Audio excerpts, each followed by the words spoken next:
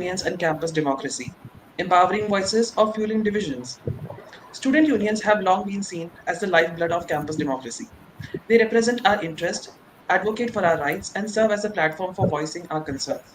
At their best, they empower students, ensuring that our voices are not just heard, but respected in the corridors of power within our educational institutions. They can foster a sense of community, bring together diverse perspectives, and champion causes that matter to all of us. However, we must also acknowledge the complexities that come with this role. There are instances where student unions, instead of uniting us, seem to exacerbate divisions, whether it's political affiliations, ideological differences, or even personal rivalries. The very institution meant to represent us can sometimes become areas of conflict. This raises the question: are student unions truly the champions of our collective voice, or are they sometimes the cause of discord among us? In today's discussion, we will explore both sides of the issue. We will look at how student unions have empowered students, giving us a real stake in campus governance, and also consider the instances where they may have contributed to divisions rather than unity. As we navigate this topic, I encourage all of us to engage with an open mind and a willingness to listen. The goal is not just to debate, but to understand the nuanced roles that student unions play in our academic lives. Let's make this a lively, insightful, and above all, a respectful discussion. I look forward to hearing your thoughts. We'll go first with Koshiki. Koshiki, can you please start? Yes, thank you, Arjun. Uh, Good evening, everyone. I come from a university, the Jadavpur University, that is known for its student politics and the strength of its student unions on campus. The first question people generally ask after the first day of university is, Kire, union to join Kurli? Which translates to, have you joined the union? That being said, student politics in India are not at all a new phenomena. The youth was the backbone of the Indian freedom struggle from the colonial powers. These nuances of student politics can be found in Sadat Manto's writings.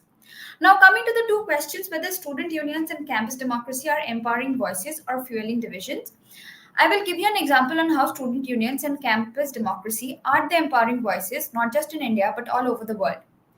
On the 21st of April 2024, at the American University campus, there was a palpable tension in air as the university student union was about to vote on the issue of the horrific genocidal violence unleashed by Israel on the Palestinian people.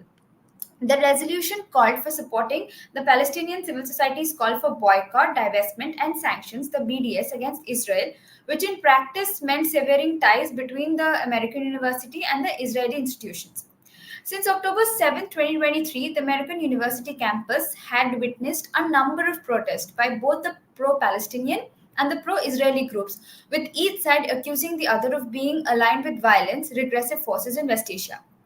Under the spotlight of local media and the watchful eye of the university administration, this tension finally found its way into the student union, where the elected student representatives had to make a choice on the future orientation of the union with regards to the crisis.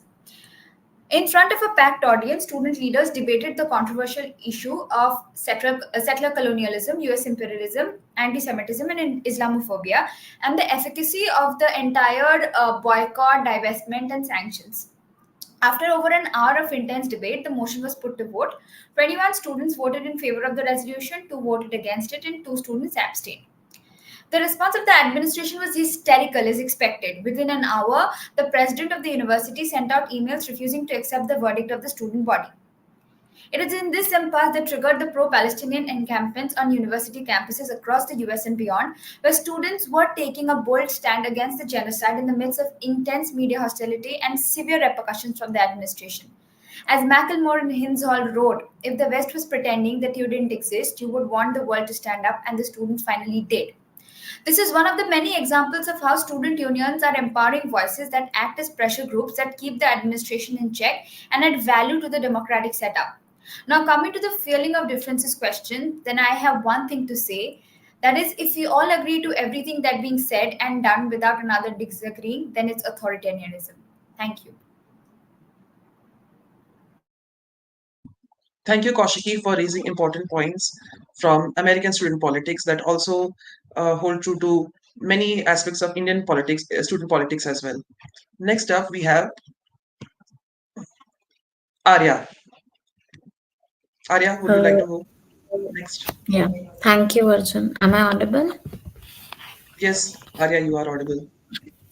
Good evening, everyone. Today, I stand before you to discuss the pivotal role of student unions in shaping our campus democracy. Are they empowering? Are they empowering student voices or fostering a vibrant academic environment, or are they dividing our campuses and hindering our academic progress? Student unions have historically served as platforms for students to advocate their rights, address grievances, and participate in decision making processes that affect their campus life. They have played a crucial role in shaping educational policies, improving campus infrastructure, and promoting social justice. However, there is also a growing concern that student unions can become bleeding grounds for division and disruption. Instant instances of protest, strikes, and even violence have created a negative impact in student activism. Some argue that student unions prioritize their own interest over those of a broader student body, uh, having a lack of transparency and accountability. To ensure that the student union contribute positively to the campus life and campus democracy, it is essential to promote transparency, accountability, and inclusivity within their governance structures. Students should be encouraged to participate actively in decision making process and hold their representatives accountable for their actions. Additionally, it is important to foster a culture of dialogue and respect in a campus where differing viewpoints can be expressed peacefully and constructively. We have seen instances in colleges like JNU or big colleges where politics play a great role. There we have seen a sort of authoritarianism and dominance of particular community, students, or a dominance of a particular uh, uh, for a particular student body from a different community which is being dominant, and the voice of other community people, or we can say the voice of people from other communities is being buried upon the others. So one way to promote accountability and transparency within student union is to establish clear guidelines and procedures for decision making and financial management. These guidelines should be accessible to all the students and should be regularly reviewed, updated. Additionally, student unions should be encouraged to conduct regular audits for their finances to ensure that the funds are being used appropriately. Other step is to foster a culture of dialogue and respect in the campus. Student unions should organize events, workshop, and promote understanding, tolerance.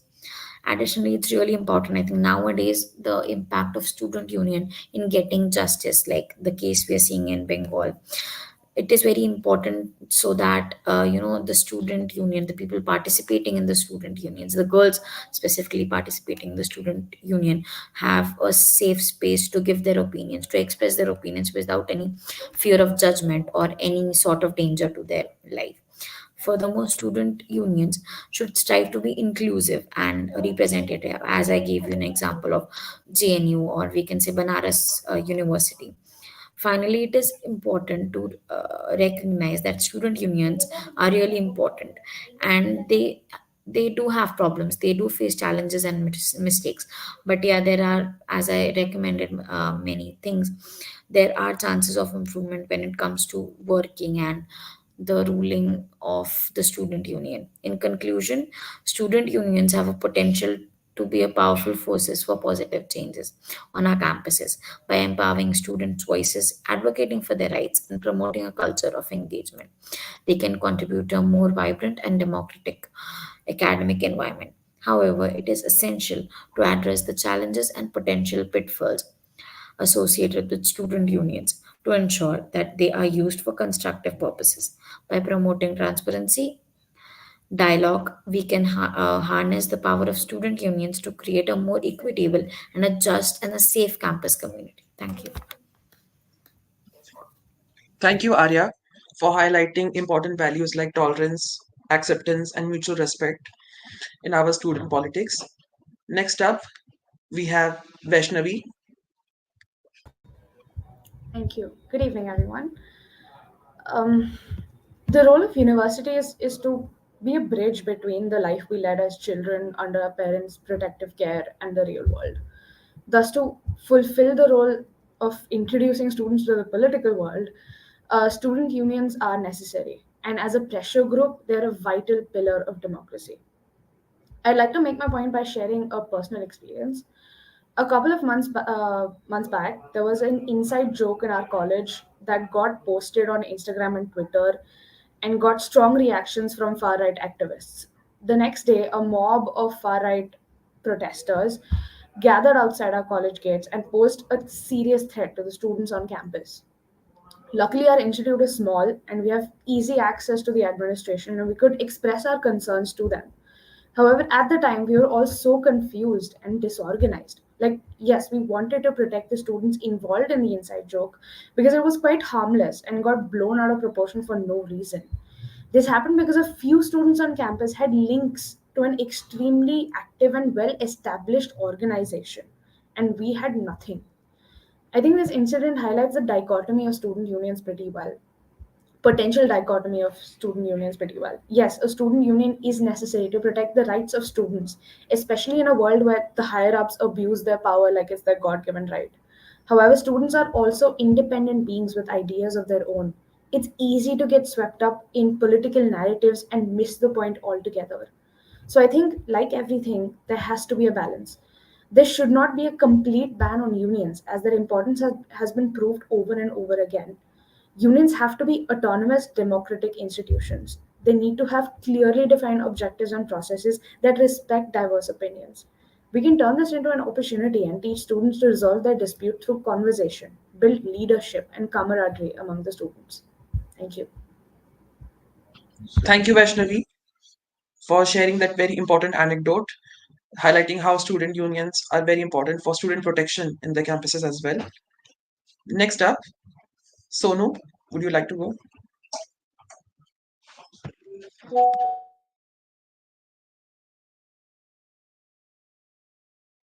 Since Sonu has some problem with his connection and phone, Nikita, would you like to take his place? Good evening, everyone. Am I audible? Yes, Nikita, you are. Okay. So, any union, by virtue of having a collective voice, it has significant power. And I think it's up to that union whether they use that power wisely or whether they use it to play unfair games within their different factions. The reason why a student union exists is student welfare. A student might not be able to raise an important issue. A student might not be able to point out at the loopholes within an educational institution while holding them accountable. At these situations, we need student unions that they should come at the forefront to deliver their duties. But I think we are witnessing a duality within these student unions. On one side, they can take progressive steps to ensure a better learning environment, while on the other hand, they can be engulfed in their internal politics to such an extent that it can even lead to disruption of learning environment. In such a situation, I think we need to have a middle ground. We know that these student union, they have existed for a long time, and now they have become an important part of our liberal democratic setup. We have seen their contribution in various important movements like JP movement, like student movement during emergency. We have seen eminent political leaders like Mr. Arun Jaitley, Mr. Sitaram Yechuri, Mr. Arif Muhammad Khan, and many more emerging out of these student unions, and they came out as vocal and articulate political leaders due to their student activism. So we cannot deny the importance of these student unions in our democracy, but I think their relevance today, it lies in the answer of some difficult questions. First question would be that student activism is necessary, but is it important to have political affiliation with these student bodies? Because political affiliation might lead to deviation from the core student welfare issues. Many a times, I think this is one of the biggest limitation of these student unions, that their agendas got politically hijacked. They are not able to voice their opinions, and they are reduced as to an instrument of political interest rather than an instrument of social welfare, sorry, student welfare. Second would be, are these student unions ready to cooperate within themselves for a larger interest, keeping their ideologies aside? For an example, how many times have you seen bodies like NSUI, ABVP, or ISA coming together, keeping their own ideologies aside for a larger purpose?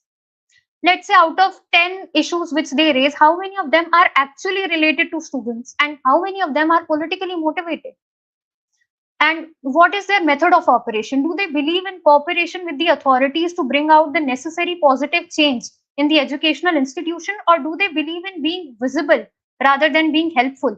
Because some student unions, they can believe in mahal banana, which can turn out to be mahal bigadna. Are these student unions acting as a platform for expression, for voicing your opinion, for multifaceted personality development, or do they act as a gateway to vandalism in some protests?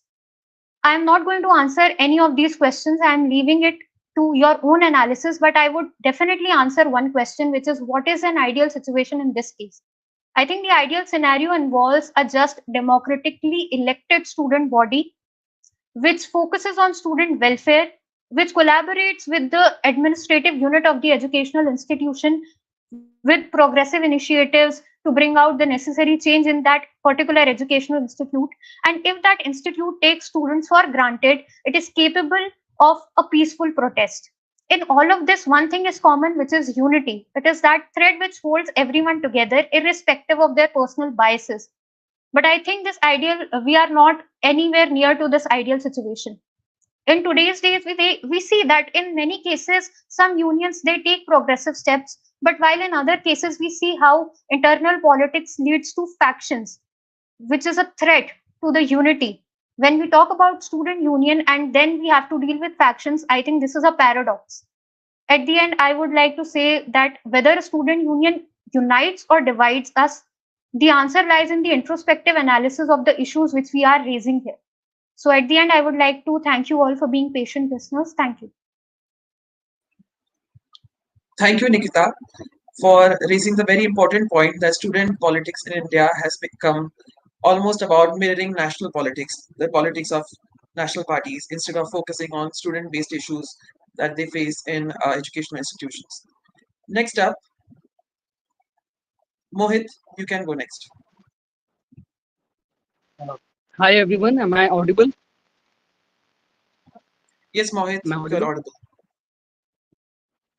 So, a students' union is a student organization present in many colleges, universities, and higher education institutions. These unions are often dedicated to social and organizational activities, representation, and academic support for students. Unions are known by various titles such as student government, free students union, student senate, student association, and etc. etc. These organizations represent students both inside the institution and outside, including local and national institution issues. Students' union are also responsible for providing a variety of services to students. Depending on the organization's structure, students can get involved by being active in committees, attending councils and general meetings, or becoming elected officers. Some student unions are politicized bodies and often serve as a training ground for aspiring politicians. However, regardless of any extent of politicization, the primary aims of these unions are generally similar, focusing on providing students with facilities, supports, and services. In India, there are several major student organizations, including the Indian National Student Organization, SFI, NSUI, BJP, Yuva Morcha, Sunni Students Federation, ABVP, ISA, mm, AISF. So the rational politics is an integral part of human life to accomplish desired goals for the betterment of society. There is a famous saying regarding politics. If politics decides your future, then decide what your politics should be.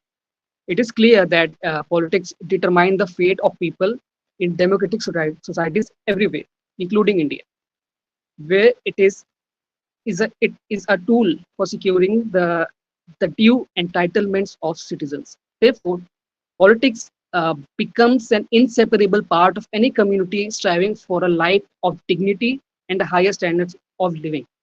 The students are also a specific an important community within society, engaging themselves in activities related to the inclusive nature of the education system.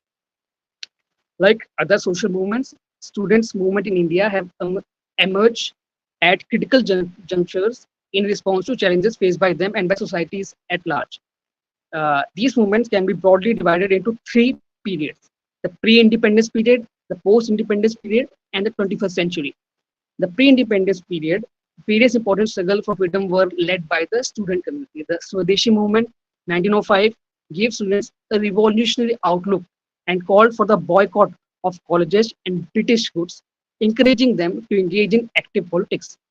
The motto, Charkha first, Swaraj first, and education after, reflected the priorities of students at the time.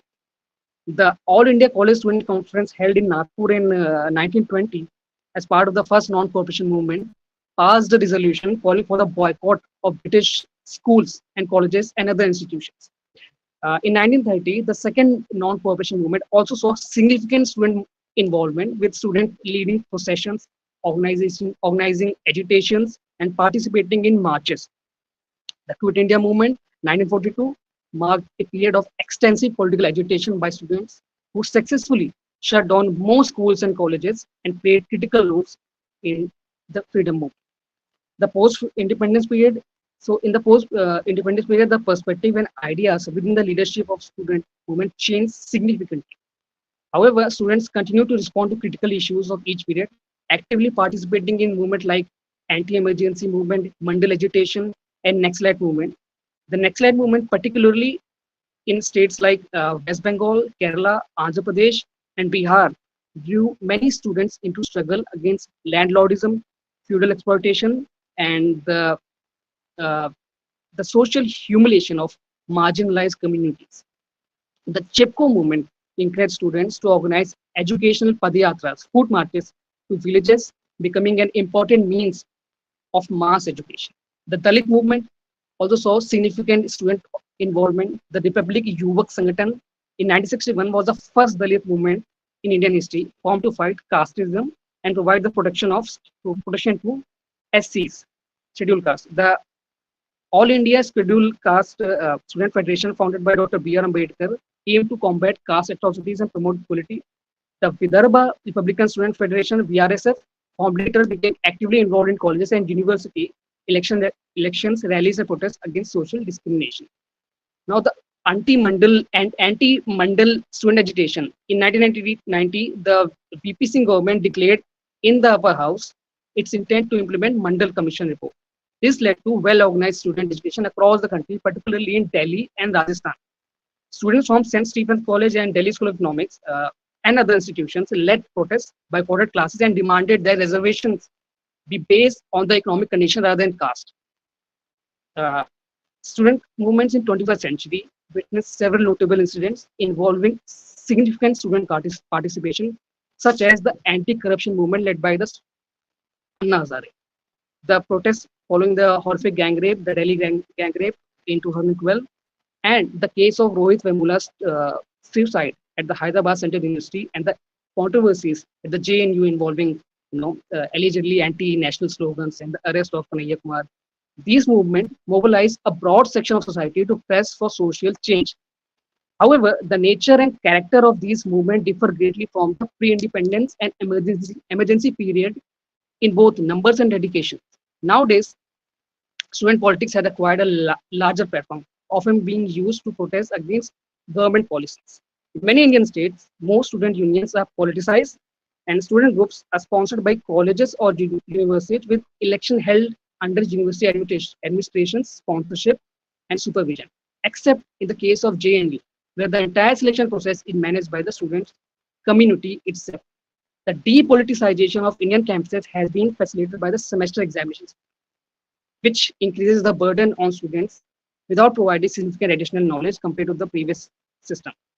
Social networking platforms have become crucial in mobilizing students, resulting in increased registration and participation.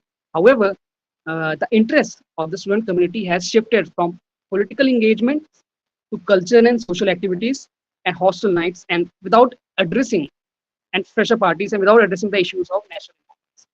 The approach of Indian political leaders towards student movement has always evolved significantly. While the involvement of students in the freedom struggle was welcomed by leaders like Gandhi, Nehru, and Bose, post-independence, students' movement were viewed as a threat to the smooth functioning of the government. The government encouraged careerism over political activism and set up codes of discipline such as UGC guidelines. The Lido Committee recommendation, which included regulation on election expenditure, campaign material, academic requirement, attendance, and age limit of the candidates, aimed to restrict student political activities. Time has come for students to take larger actions in the form of mass movement for the public welfare. For instance, the Rohit Vemula suicide case, student protest resulted in the cancellation of his friend's suspensions. Similarly, the Hoko Lorbo movement, which began after a female student was molested at Jadavpur University, I think this was in 2014, led to the registration of then VC. While many middle class families prefer that their children focus on academic rather than politics, I believe the presence of student unions is essential. They act as a bridge between students and the administration, help organize events and address grievances. However, these unions should not exploit students in the name of politics. It would be beneficial for the student union to operate independently of affiliation with political parties, as such affiliations often cause unnecessary clashes among student groups. In today's scenario, there is a strong relationship between student politics and higher education. The rights of marginalized communities, student politics is often needed to raise voices against undemocratic and exclusionary measures. For instance, JNU student protests led to the removal of electric meters from the hostel rooms of the students. Similarly, the DUSU successfully campaigned against the 4-year undergraduate program, which would have placed an extra financial burden, especially on the poor students. And it led to its scrapping in 2018, I guess. So, in conclusion, education and agitation for rights must go hand in hand. Strong administrative measures have often succeeded in crushing student education, but students' politics is essential in today's context to produce educated leaders and promote fair politics in the country. Inclusive education and society are vital, but inclusive politics is equally important, and students' politics is one of the best ways to achieve it. Thank you.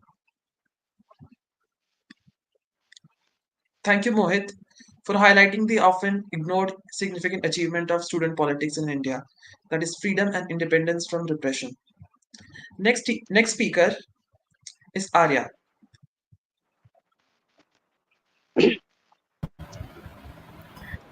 Good evening, everyone.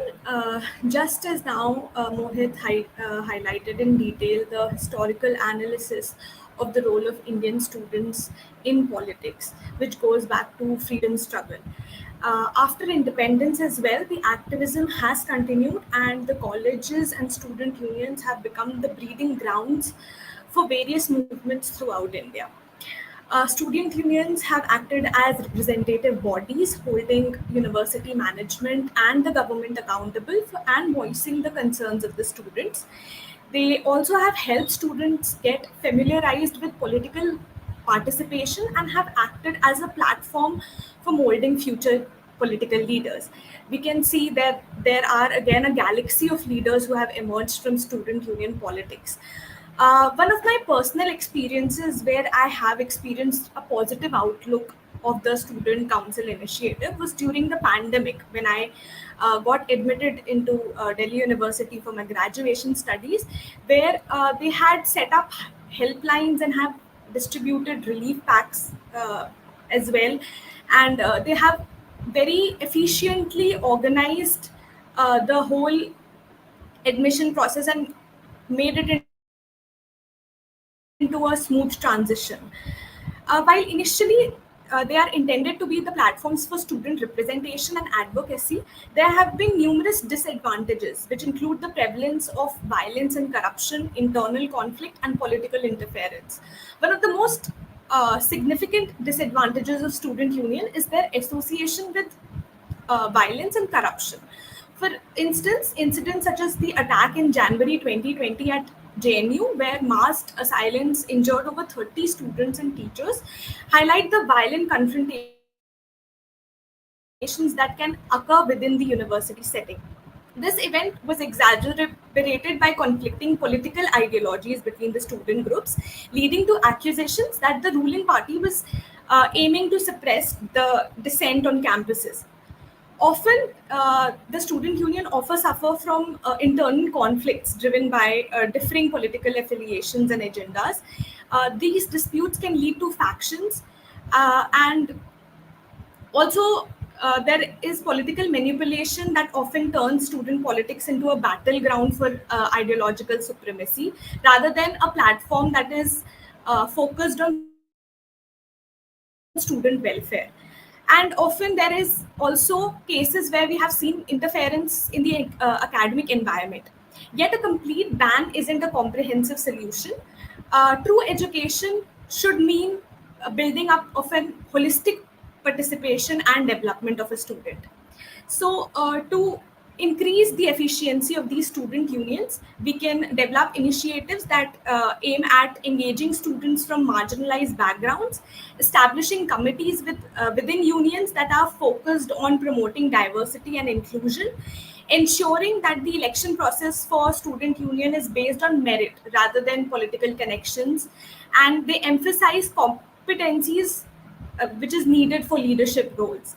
I can give you an example of Norway, where they have exemplified this by having a well defined electoral process that are free from party interference. Secondly, we can strengthen collaboration with university administration. This can be done by forming committees that include both student representatives and administrative personnel to discuss and resolve issues affecting the student body. We can also involve students in decision making processes regarding policies that directly affect them. Utilizing technology, mobile applications, or websites for students so that they can easily access information, or using of social media in this day and age to promote events and initiatives while creating a platform for a dialogue among the students.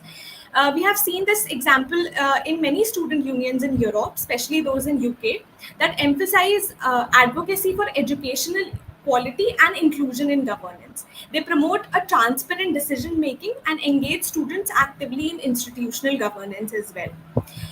Successful international unions can also facilitate extracurricular activities that foster engagement and community building among students, adopting similar event driven engagement approaches.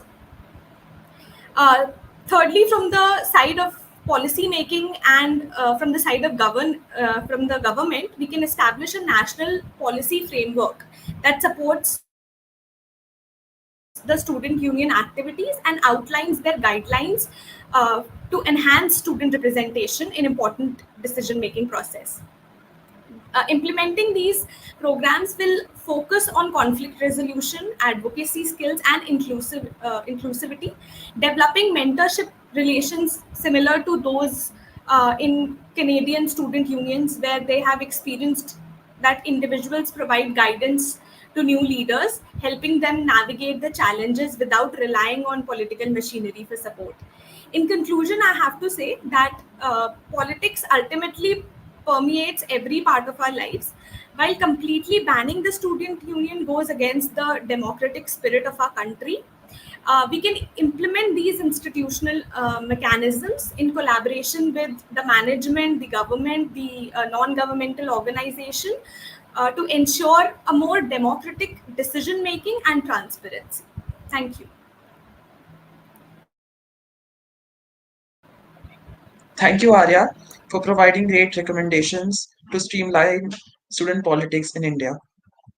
Next up, Nirmala. Thank you, Arjun. I hope I'm audible. Yes, Nirmala, you are. All right. So, when you hear about campus politics, what is the first thing that comes to your mind?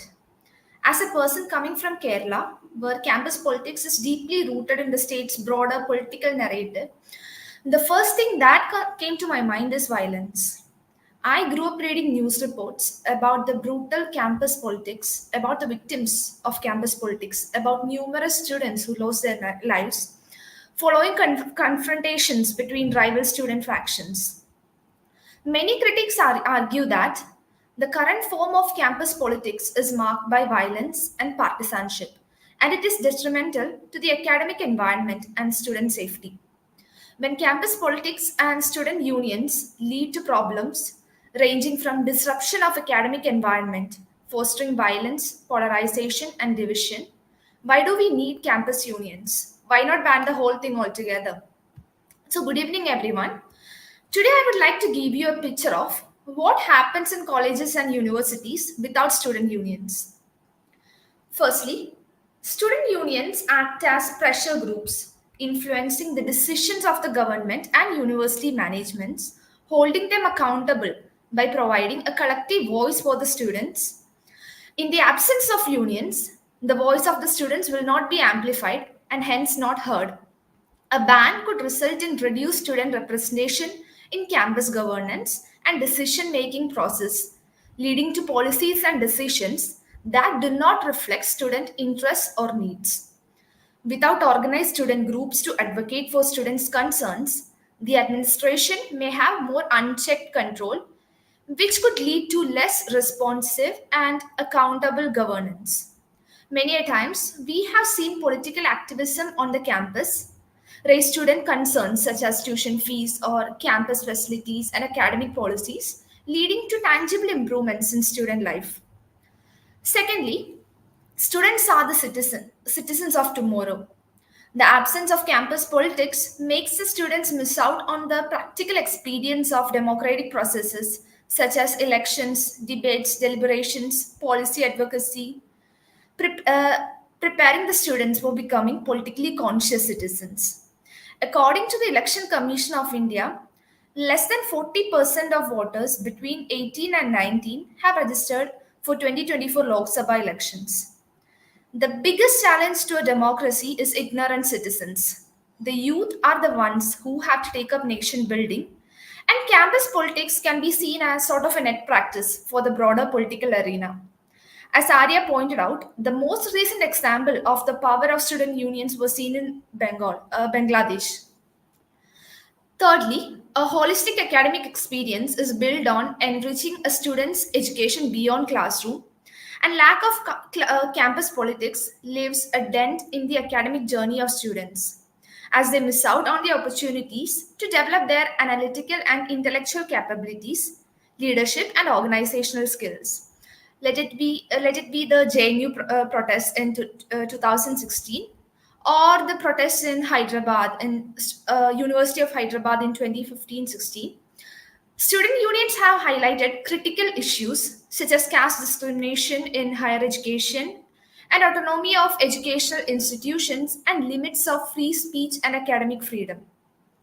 Hence, the solution is not to ban campus politics as a whole, but to reform and revitalize it. As Nikita and Mohit articulated rightly, campus politics often leads to violence because political parties interfere in student politics and campus life. Instead of banning student politics altogether, university administration should ban party based politics on campus. Secondly, there should be a zero tolerance policy towards violence and intimidation in campus politics, and there is a need to ensure that there are clear consequences for those who engage in such behavior. Thirdly, there is a need to implement institutional policies related to each and every aspect of campus politics. I would like to conclude by saying that reforming student politics in India requires a multi pronged approach that addresses the structural issues and fosters a culture of constructive engagement, contributing to a healthier democratic process. Thank you. Thank you, Nirmala, for highlighting the very constructive role that campus politics plays in a student's life, while also making sure that we also streamline the process and reform it. Next up, Sonu. Sonu, are you there? Yes. Sonu, we can't hear you.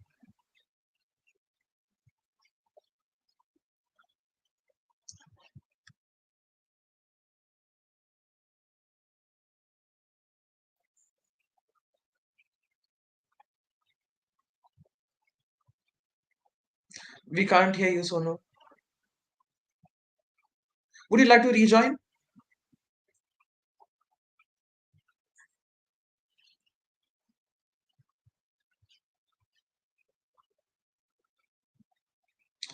We are still not able to hear you. Maybe you should rejoin, or maybe you should try without the earplugs. Till then, great discussion, great speeches by you all. After Sonu, after the completion of Sonu's speech, I would open the floor for discussion with a question from my side. The question has been forwarded to you in the chat box. Till then, you can take some time to prepare, and you can also. I'm sure you must have taken notes on the points made by other people. So if you have anything to ask or quiz the positions of some of your participants, fellow participants, then you can do that as well.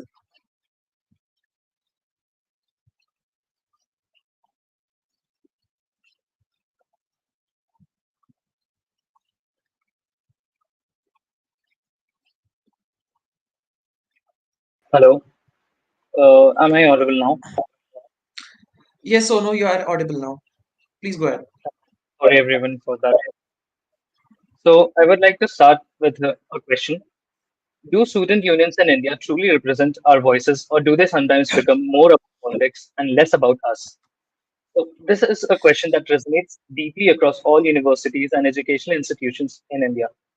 In a country as diverse as ours, where universities are the microcosms of society at large, student unions play a critical role in shaping not just our academic environment, but also the future of our democracy. I would like to bring up 2 points that would show both the sides of my question. First, the student unions as empowering voices. Student unions in India have historically been powerful engines of change, leading the charge ever since the colonial times and challenging social injustices. Ideally, they have been the first to voice the concerns of youth and advocating for our rights, education, and future. These unions serve as vital bridges between the student body and administration, pushing for better hostel facilities and fighting against fee hikes, standing up for student safety. Beyond campus issues, student unions also play a crucial role in addressing broader societal concerns such as caste discrimination, gender equality, and environmental sustainability.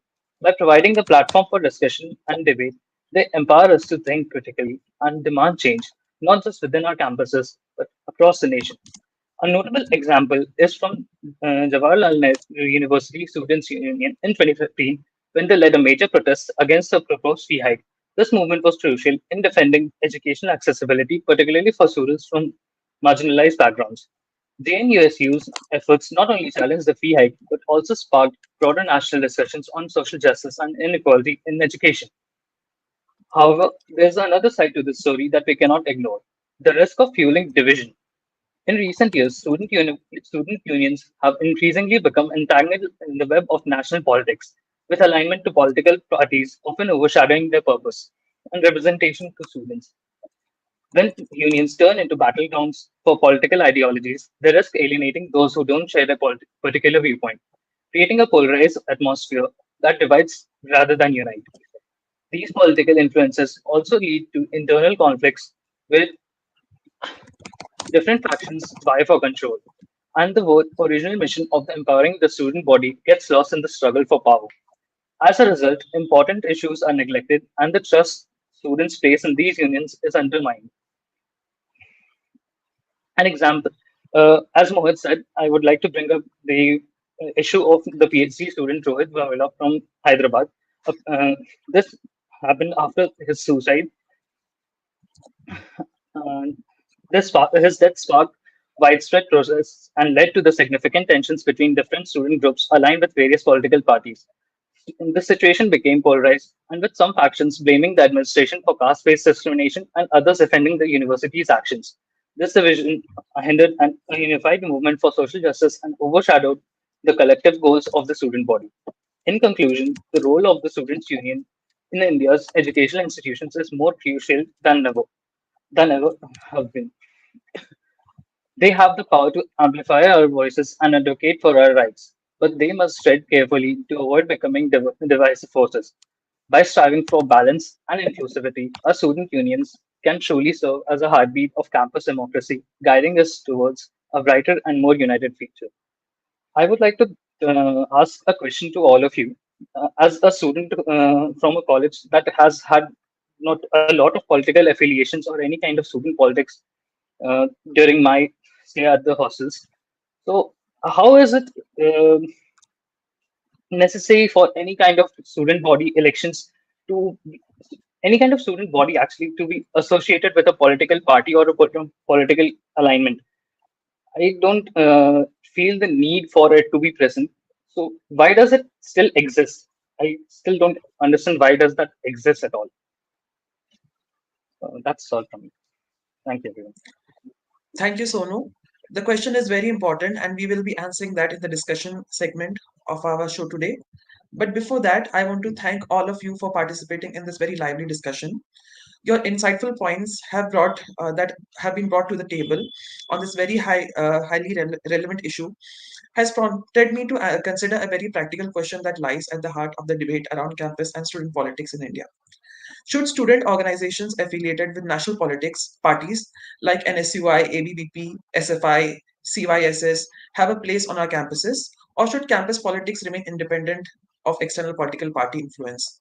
I would really love to hear your points, your views. With this, the flow for discussion is also open. Any one of you can go forward and answer the question.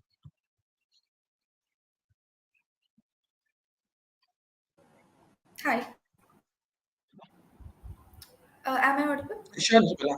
Sure, you are Okay, so audible. as I mentioned in my speech already, I don't think campus politics revolving around student outfits of national political parties like NSUI, SFI, or ABVP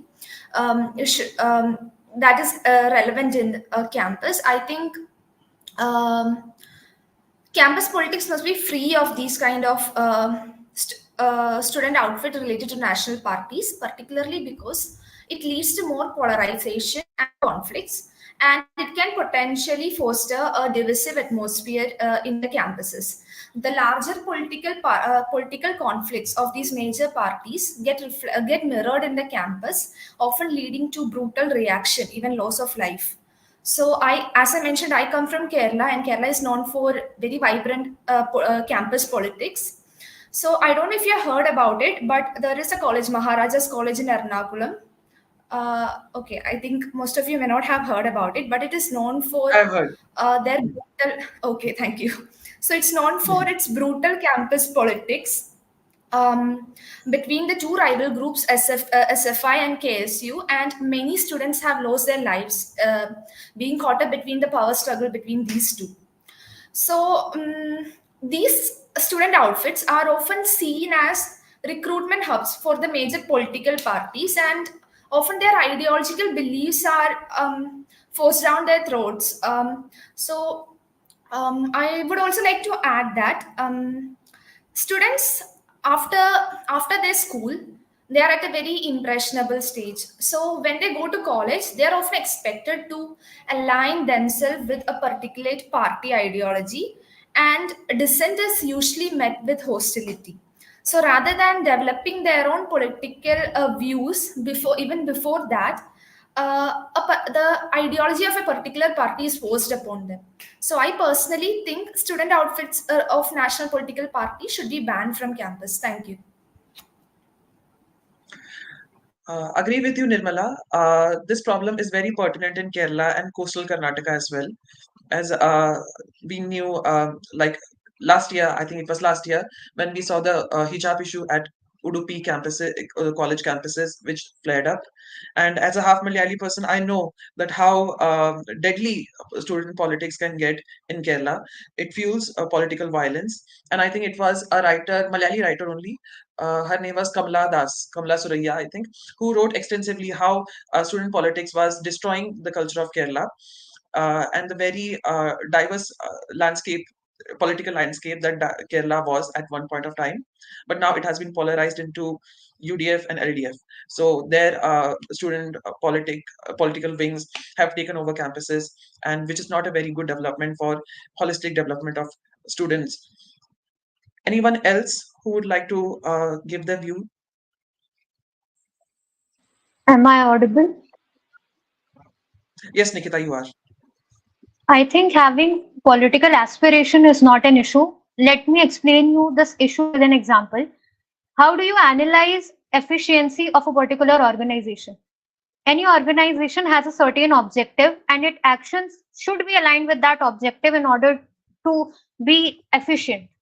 Otherwise, it is bound to be inefficient either today or tomorrow. There are various unions which are uh, operational in our nation, be it trade unions, be it bankers association, be it teachers union, or be it Kisan union. If I ask you one simple question, what is their top priority? Their top priority is, for example, for a bankers association, their top priority is that they want to improve the conditions of banking profession. But in the case of students union, the top priority becomes political aspiration, and student welfare takes the second position. This is what the main problem is. So I think clear objective is something which is important. And as the question was being raised that should national political parties they should be present in campus politics or not, I have a different solution. For campuses, we can have different student union elections, and these national political parties they can have their unions, and I would say volunteers of these unions they can come to the campus, they can share their ideology, and they can deliberate with students that if they want to align themselves with that particular political party, if they want to continue as their political career after graduation, they can be a part of that particular union. But for the affairs of campus, we need a student body which is restricted to that campus. We don't need a national political party to decide the issues of a particular college's campus. So this is what I think.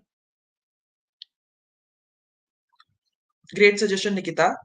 I think this suggestion was also raised as a pointer during the 1950s, 60s in Delhi University, where the students wanted exactly this to happen. Anyone who would like to add to that point or maybe put forward a different opinion?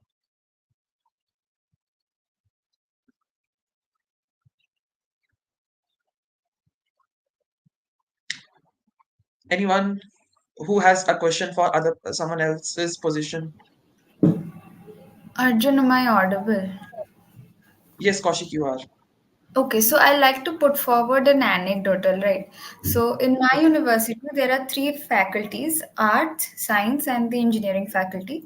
And each faculty has their own student union, and each union is a like arts is there was an election in 2020, so arts is SFI, Mhm, science is WTI and the collective, and the mhm, engineering faculty is DSF. So you mhm, understand the dichotomy when we have to put forth the student movement together. Now, I arts faculty is the we still haven't had elections yet, but that is controlled by SFI. Now there mhm, is ISA there. All right. mhm, Now there are people are forming their own independent organization. So the engineering faculty DSF, which controls FETSU, like Faculty of Engineering and Technology Student Union, has a arts wing in AF AFSU. We call that Arts Faculty Student Union. And now SFI has like zero role to play when it comes to FETSU, and also when it comes to SFSU. So the recent movement when it was going on with the whole Arjikot, the doctor who was brutally murdered and had to undergo a lot of heinous crimes, during that movement we want to mobilize a movement where everybody walks together, but then there are differences of opinions, and we find it difficult to streamline it at times. But the problem with student unions with so many different sect is this, that your ideology comes clash with a right wing or a left wing or an pro ultra left wing, a reformist socialist wing. So that brings a dichotomy, but you cannot take it out of student politics at any point. At least I'll tell you this from my university, you cannot. People have tried that, they have failed. And I think the Mm. same problem goes with JNU, because JU is called the Eastern JNU. And Presidency Mhm. University has the same problem. They have IC, they call it an organization. They have SFI, they have ISA, and some new organization is coming up. Even if you try taking away ABVP and SFI and NSUI away from campuses, new uh, organizations will come up, because the main problem is with, not the problem, the whole thing is ideology. A left ideology or a socialist ideology, a Marxist ideology or Leninist ideologies. People in my campus, they believe in Trotsky as well. So the entire Mm. dichotomy will never be eliminated, because people keep believing new people, even Mhm. if you try taking away national outfit, like national parties outfits. Mhm. Very pertinent point, Kaushiki. If political parties are out, we'll still have ideological polarization there. Anyone has any other I question? would like to add to Koshiki's point, like she said, Sure. and even I mentioned it in my speech right now, that uh, politics is something that permeates in every part of our life, especially in the lives of Indians.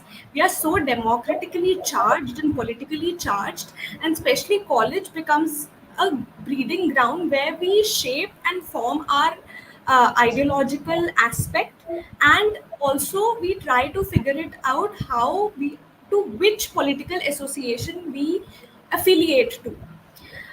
How, and this is how it has been seen with the student unions in prominent and prestigious universities as well. However, the thing is that the sooner we realize that how this political manipulation often turns student politics, uh, against each other, and it creates an internal conflicts among the student unions, and it actually hinders the process of growth and the process of debate and discussion that should be centered around student welfare, which should be centered around civil liberties and civil rights. They are actually, directed into a wrong direction, so as to say. And I even mentioned, like, even though, like, I say that uh, there should be less of political interference, however, as of now it seems inevitable. So there should be a part of ourselves where we are making strides and we are taking significant steps in improving, in democratizing the student union and basing the elections that are held for student union on merit. However, we do it unfortunately on the basis of political ideologies. And also, I think it is also very important for our youth to understand that there's a thing called agree to disagree. There should be a right where we can also, if we, even if we are not agreeing with your ideologies or with your point, there should be a right where we can disagree while maintaining the decorum of the institution. Thank you, Arya. Great point. Uh, the value of dialogue and discussion is very important. The need of the hour in our student politic landscape, because that also reflects the value of our country: diversity, dialogue, and discussion. If we don't have any more questions, do we have any more questions or points to add or rebuttals? If not, then I would like to end with one final question from my side. Funding of student unions and student unions, especially during election season in campuses, is a major issue. In Delhi University, crores of money are spent during DUSO elections and sometimes also DUTA elections, which is the Teachers Union. So crores and crores of money are spent for marketing and PR and all that stuff. So do you think that the funding should come from ground? It should be funded not by political parties, and it should be self-funded for example, the candidates who stand for election, they should arrange for funds from themselves, or and stop depending on funds that come from political parties. So because if we cut off the funding, if we separate funding from political parties, then I think it would help in depolarizing our college campuses a lot better, because money is like the be all and end all of things. So if we make sure that money comes from apolitical channels for elections and for our politics, student politics, then what do you think about that? I would really like to listen to your thoughts on this issue. So Arjun, the Yes. LIDGO committee that I talked about in 2006, the sole purpose of that committee was to solve all this problem that we're talking about, and it did came with a lot of suggestions like a candidate cannot spend more than 10,000 or 50,000 on on his campaign, and the age and the attendance and all of that, that has already been taken in. That's already, the committee has already made all the suggestions and they are being followed. But the root cause, I think, is that when we talk about student union, we forget that it's a part of a society that is inherently disrespectful toward each other, which is casteist, in a way racist, corrupt.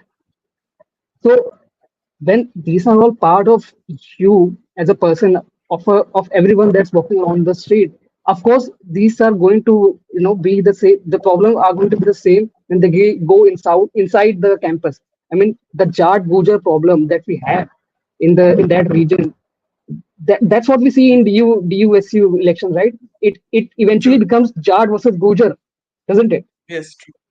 So how is it happening? I mean, because it's already in the society. That's how people think. So as long Hmm. as हम लोग वो नहीं करेंगे, हम लोग सब नहीं देखेंगे, तो स्टूडेंट्स तो करेंगे. They are young. They are, Hmm.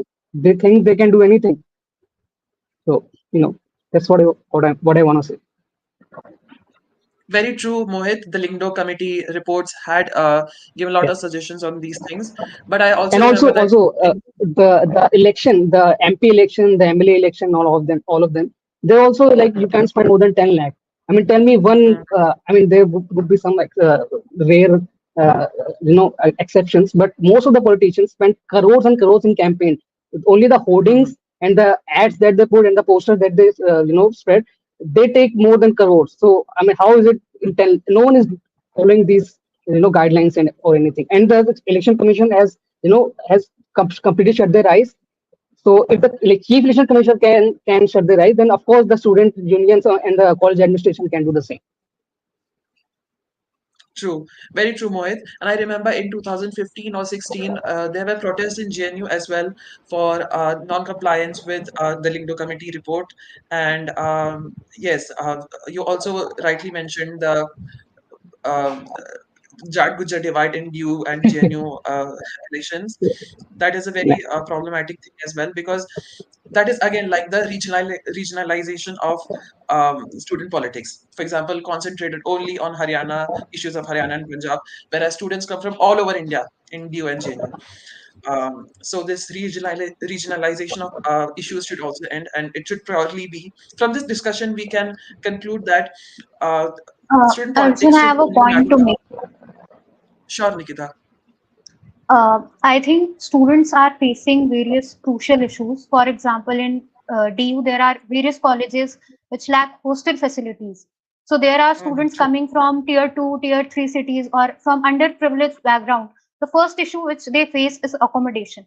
So as we talked Mm, about these important and famous student unions who pay hefty amount and getting elected, what is the purpose of them getting elected if they are not ready to face these challenges? If they are focusing more on those issues which are not related to students, then I think the purpose is being defeated.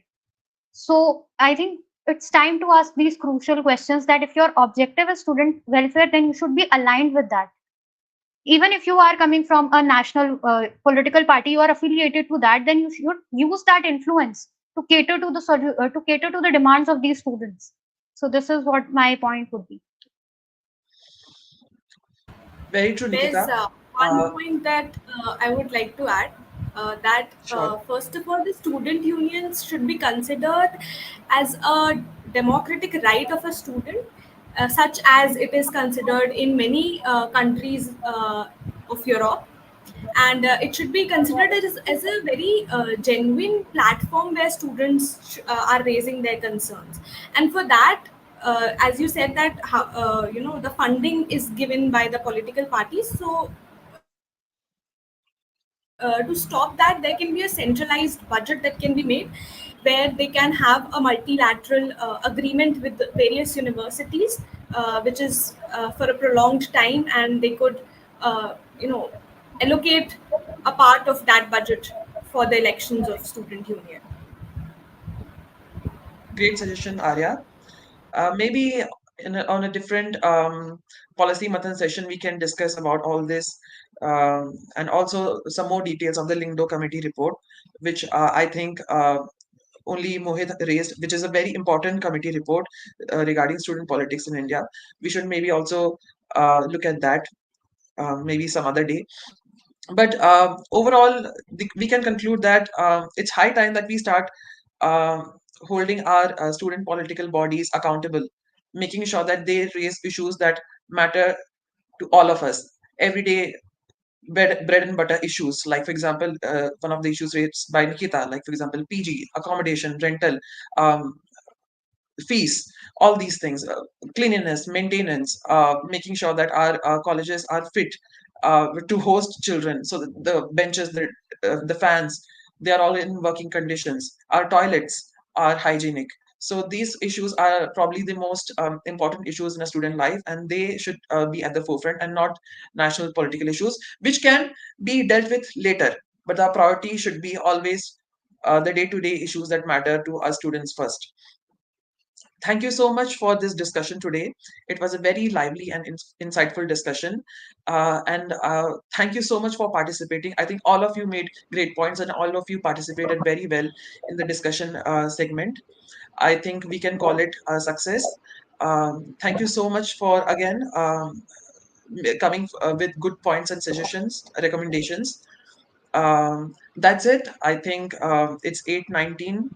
Uh, More than 1 hour. We had a very lively conversation. You can all start leaving the discussion now, the meeting now. Thank you again. Have a Thank good you. night. Thank you. Thank you, Arjun. Thank you. Thank Thank you. you all.